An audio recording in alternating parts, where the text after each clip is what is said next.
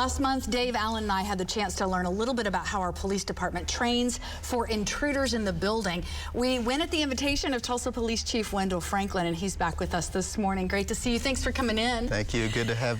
Thanks for having me again. Well, and tell me, you know, this became this. We put you in front of the weather wall and kind of put you in our world, and then we just flipped it around. You invited us to come out, and we'll take a look at some of this video. But you really, I mean, it was way harder than anybody would have expected. Yeah, it certainly is, and you know, those training opportunities that we have make us more at ease when we have to deal with it in real life. And so anything that we can do to make that training environment real, that's what we do. And you guys got to experience a little bit of that. So do you think either any one of us would be an applicant for the academy? Well, we have to do a little bit more training, I think. You know, but you guys had some good things going, so little happy with the trigger, but you know, we can teach you. Way too happy with the trigger. You're absolutely right about that. But I think what it did, and correct me if I'm wrong, police or just regular citizens can go to the academy. They can go and have a hands-on experience like we did.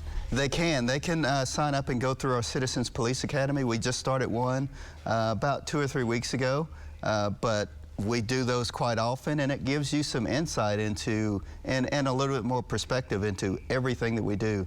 You get to do some of the training, and it's taught at our police academy, so you're in that same training environment that all of our officers are. Well, let's talk about the officers. How often are you having them go through these types of training? And I know for us, you know, we had no foundation, and that's what's so critical is your officers come in with having gone through the academy, having gone through kind of the basics of what they need. But it doesn't hurt to have these refresher courses and utilize these facilities. We went into an old building that, you know, was abandoned, and I know you've used the Sunset Plaza apartments before. You can really put them in situations that they have to respond. Yeah, those are great training opportunities for us when we're able to find structures that we can actually do our movements in, because you know, really it's not about target practice and shooting. It's more about movement and how you move together. Those things you can't mimic, and it's great to have different facilities to do that in. One of the questions I asked you when we were there, you really don't know specifics going into a lot of these circumstances. I mean, you might know the layout, you may have a witness that's given you some information, but really as a police officer, what training, what is going through your mind when you arrive on the scene? Yeah, you're just kind of going through all the information that you know, that you have, and that comes from our dispatchers and our call takers. They are gleaning information from the caller as much as they can and putting that information into our hands so that we have a better picture as we're arriving on scene. And sometimes it's legitimate, and sometimes it's not. We have to try and discern that, but that's why our real-time information center is also critical, and will play a critical role in the future in how we disseminate information.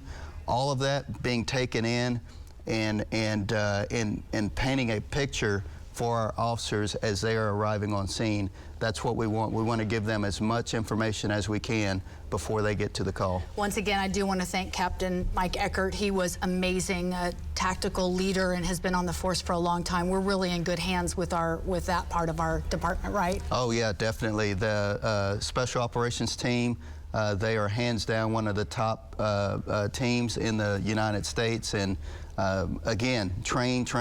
That's what they do. They train all the time so that when they are called upon, they can execute and operate in a seamless manner, and they work together.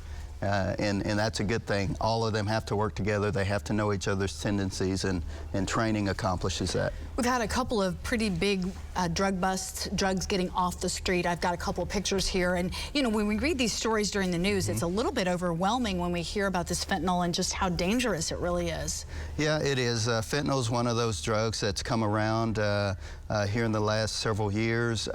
We kind of watched it as it came in to the East Coast and watched it there, and we knew that at some point it was going to be here in Tulsa, and it's hot and heavy here in Tulsa.